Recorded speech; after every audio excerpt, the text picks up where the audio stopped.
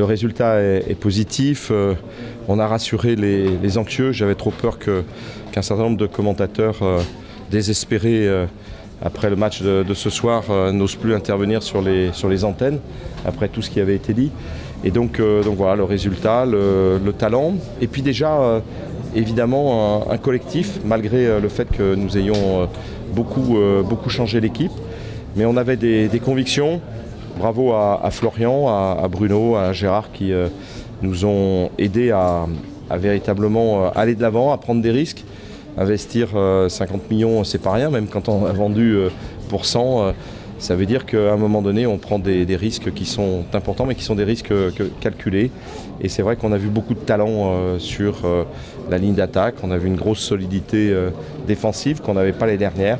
Donc voilà, gagner un premier match 4-0 contre une équipe certes qui vient de deuxième division, mais qui avait vraiment envie de faire un résultat ce soir. On a vu d'ailleurs qu'il y a beaucoup de qualité dans cette équipe de Strasbourg. Bon, ça donne envie de voir le deuxième match pour voir si c'est vraiment un match sur lequel on a eu beaucoup de chance ou si au contraire il y a quelque chose qui est en train de se construire. C'est l'OL leader, c'est une place que vous voudriez garder longtemps? Ouais, j'ai proposé à Noël Le Graët et Nathalie Bois de la Tour d'arrêter le championnat parce que ça permettrait d'être champion alors qu'on n'a aucune autre chance d'être champion après les journées qui vont se passer. Mais on va quand même essayer de continuer de progresser, de croire en nous, même si, comme je l'ai dit tout à l'heure, on s'évertue à dire des choses qui ne tiennent pas debout mais qui font du buzz. Donc voilà, donc on est assez content que les idées que l'on a développées puissent se traduire au moins ce soir dans le bon sens. C'était un peu rendez-vous en terre inconnue, il y avait beaucoup d'interrogations avant le match. Est-ce que certaines inconnues sont levées? Écoutez, bon, je pense qu'il faut faire confiance d'une manière générale aux gens qui ont un peu d'expérience dans le football. Si l'Olympique Lyonnais est numéro 1 dans la formation, numéro 1 chez les féminines et est en Coupe d'Europe depuis 21 ans de suite, ça veut dire qu'on s'est trompé moins que les autres. Donc voilà, moi je suis toujours étonné d'entendre des choses qui ne tiennent absolument pas debout et qui viennent créer la perturbation bon, c'est pas parce qu'un joueur n'a jamais joué en Liga avec le Real Madrid, bien qu'il en fasse partie, il n'a pas fait de match de championnat, qu'on doit dire que, etc. Bon, voilà, on savait que c'était un très grand joueur, même Zidane nous l'avait certifié.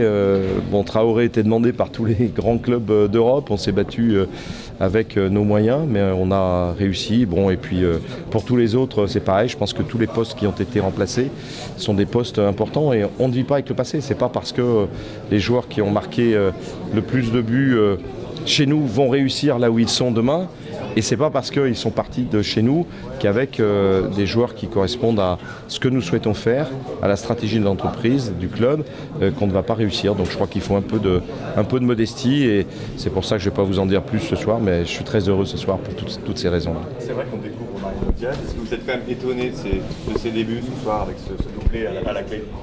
Relisez la conférence de presse que nous avons tenue ici au Groupama Stadium et je crois que les qualités que nous avions mises en avant sont celles qu'il a démontrées et il y en a encore bien d'autres que l'on n'a pas vu encore jusqu'à maintenant et qui vont exploser, j'en suis certain, dans le championnat, dans la Ligue 1 avec l'Olympique Lyonnais. Le président qui vous inspire Neymar, je sais pas s'il est bien là. Ouais, c'est formidable, c'est véritablement quelque chose qui sur le plan intrinsèque est exceptionnel. Parce que d'habitude, les très grands joueurs qui venaient de Barcelone, bon, on est bien placé pour le savoir, parce qu'on a été les premiers à faire venir Sonny Anderson de Barcelone il y a quelques années. C'est pas évident.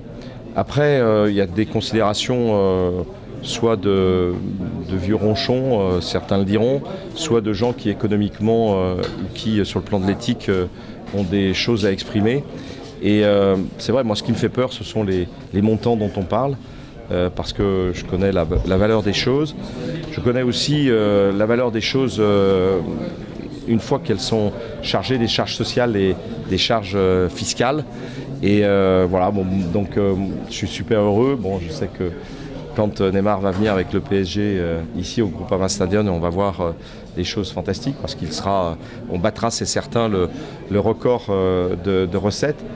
Mais ce n'est pas son arrivée qui va permettre à l'économie de la Ligue 1 de pouvoir, à moyen terme, s'en sortir. Donc il faut pondérer les choses.